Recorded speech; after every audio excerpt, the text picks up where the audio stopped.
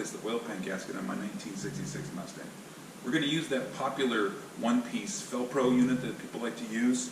It looks like this. A lot of people maybe use a rubber gasket or a cork gasket. This one we're going to use has that metal frame on the inside. And then we're also going to replace the oil pan itself on my 289. The threads on the drain bolt, if I spin that anymore, it's just going to spin in place and it'll just leak all the time. So we're going to replace that while we're in there. Let's see how she comes out. So now that we got the car safely lifted up, supported up, we can get underneath here and get this oil pan off to get the gasket replaced. One thing I wanted to point out, the longer that you can let the car sit, the better. This car's been sitting for several days, and so all the oil hopefully should be sitting in the oil pan. We're going to let it drain for a while, because any oil that's on the pickup point or the bottom of the crankshaft or anything like that, I want to get that off there, because once I pull this pan off, there's going to be a little bit of oil dripping from underneath here, and I don't want to get coated in oil. So the longer that you can let this sit, the better if you're in that scenario.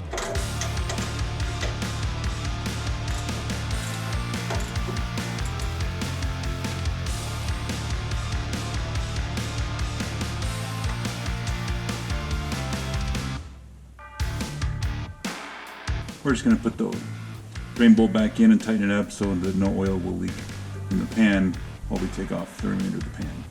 Next, we're going to want to take off this lower support or crossmember bar. It'll make it easier to get this oil pan out of here once this bar is once it's removed.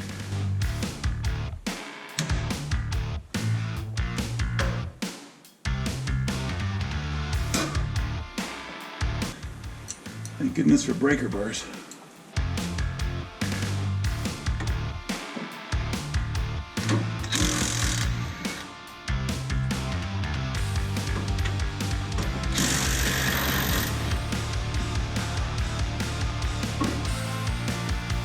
Now that we got that cross member off, we should be able to get this pan off without having to take the steering off. I think we can rotate the crankshaft just enough so that the pistons in the back here will be up, and that'll allow us to get the pan through this section without having to take the steering linkage off.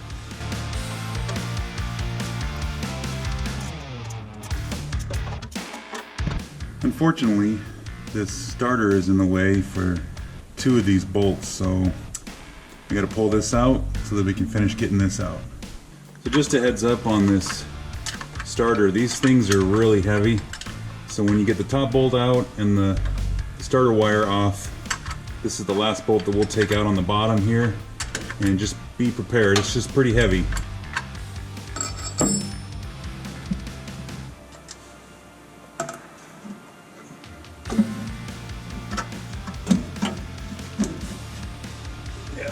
This is heavy.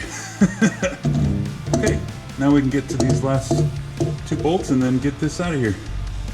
Okay, we're down to the last bolt. Let's see how it comes out.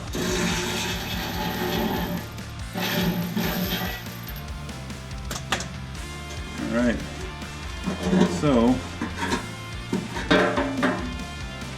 I'm able to take it off because everything was positioned right, so we didn't have to take the steering linkage off, which is great. Now we can see inside here, and we're already dripping.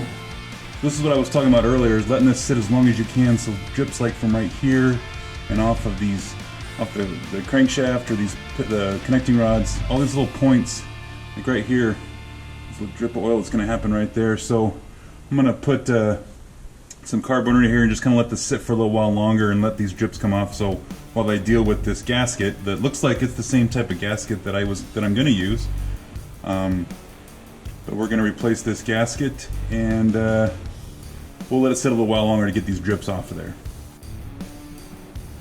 Alright, while we're waiting for that oil to drip off the bottom of the motor, it's kind of hard to tell. Let me fix that flashlight. There isn't any metal chunks in here, that's fantastic. There's no real collection of shavings or anything in the bottom here, so that's a good sign. Well, while I was waiting for this to drip, this thing fell off the edge, so right off the bat, I know this will be easy to take off. Just peel this off of here.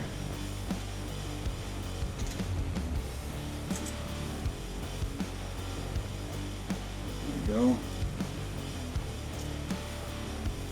And that's the old gasket.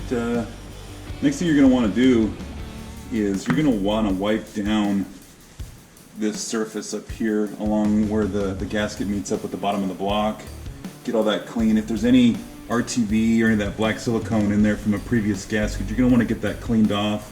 You want this surface smooth all the way around the bottom of the block so that it'll mate with the gasket and create a good seal. Okay, so you're going to want to take your time with this. I don't know if you can pick it up on here, but this groove here where the gasket's going to sit in it, there's black in there, and that's the previous owner putting in some RTV silicone in there, and it creating a buildup in there, and I got to clean all that out. You also want to clean these corners out. Very critical that you get those cleaned out, and then oil can get through there if you got a buildup of any kind. Here's the front seal area, and notice how it's a lot cleaner. I do need to clean this off a little bit, but it's not as bad as the back one. Again, remember to clean these little corners out. Just take your time.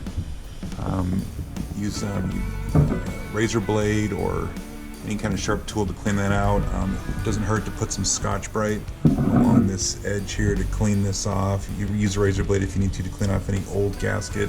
The previous owner did a pretty good job on this one for me, so I just need to do a light cleaning to it. Other than that, just take your time and make sure that you don't skip over anything, because you don't want to have to come back in here and do this again.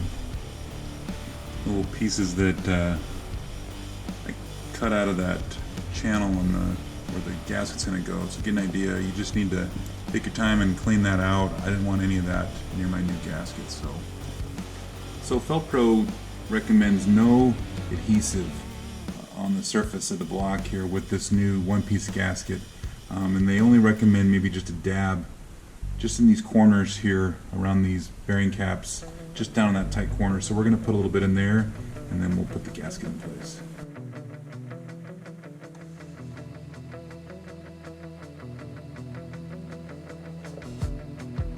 We also should put some just on this seam between the water pump aluminum piece and the iron block. You should put just a little bit on across that seam there, because it is an uneven joint.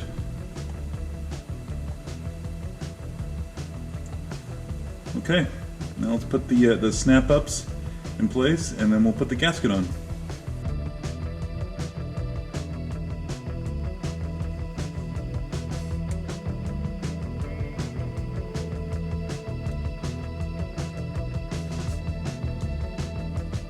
So this one-piece gasket is directional. You'll notice the notches, the way this fits, it'll match up the block, so you can put it this way or this way. It'll only go one way when you put it on there. First thing you're going to do is just put them over these little posts.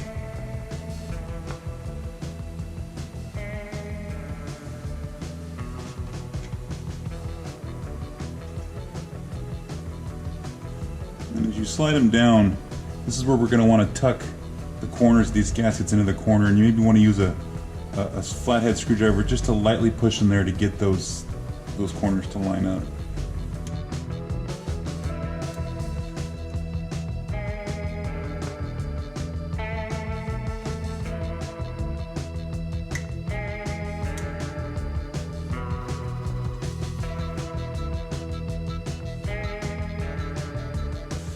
And then you're going to want to make sure that this is seated well over these bearing caps. There's no bulging or anything, and it fits nice and tight. Alright, it's time to put the oil pan on. Now this one we've got a new oil pan like I mentioned before. Normally you'd want to make sure your edges are clean of any debris or any bumps or ridges, but in this case with this new oil pan we're ready to go, so we can go ahead and put it in place.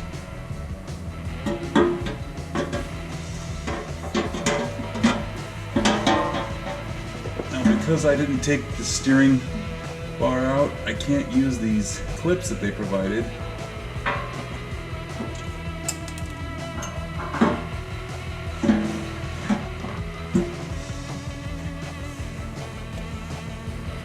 go ahead and throw in a couple of the screws to kind of hold things in place.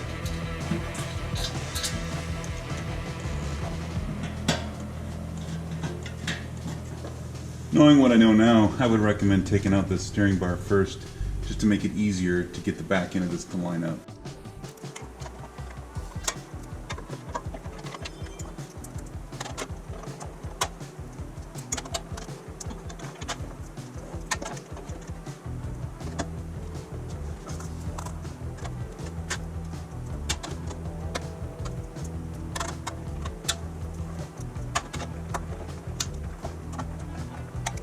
Now we just put in the fasteners for the end of the oil pans here. Normally you would take out those clips that went in there, but I already had taken them out earlier, so we'll just put these in. So to take these clips out, they built in a fancy little way to just use a screwdriver. We'll unthread those, and then we'll put in the last two bolts for this oil pan.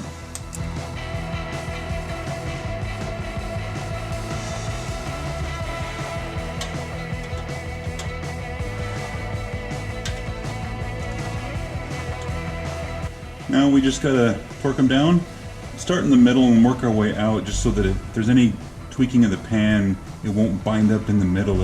It'll work its way to the edge here, and we'll just sneak up on them and torque all these down. Okay, well, we let that RTV cure a little bit in those corners. We can go ahead and put the starter back in, and then we'll put that cross member back in.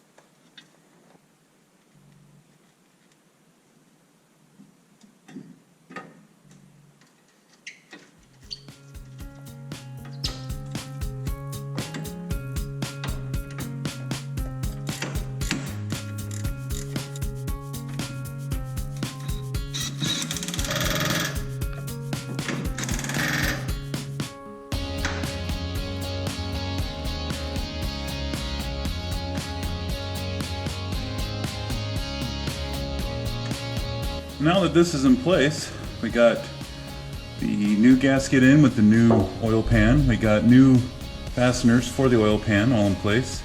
We've got this cross member back in place and the starter back in.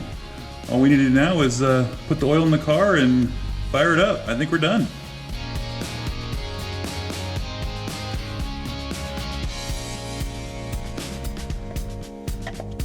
Now normally I'd advocate for putting new oil in your motor every time you take it out, but I've only got maybe 100 miles, maybe, on this oil since I changed it last. So just capturing it and pouring it back in here I think will be okay. Also, this is not a brand new motor that we're breaking in, so reusing the same oil should be okay in this case. Alright, that's going to do it. We got the new oil pan gasket in along with the new oil pan and new fasteners for the oil pan. One thing I did learn, probably should have taken that steering linkage out of the way. Trying to put that back end of the pan in with those snap-up clips that come from fel-pro. They were in the way, the steering mechanism was in the way to make that work out, so maybe next time take that steering out. Other than that, I think we're set, we're good to go. I would normally lower the car and do the next part, but I've got another project coming up for the next video, and I have to lift the car for that, so we'll just leave it up in the air and we'll get started on that one. Thanks for sticking with me. We'll see you in the next one. And in today's video, we're gonna see if we can get that replaced, as well as that we're not missing any parts of our pistons or connecting rods or crankshaft or anything. My luck, I'm gonna get a drip in the face, so just know it.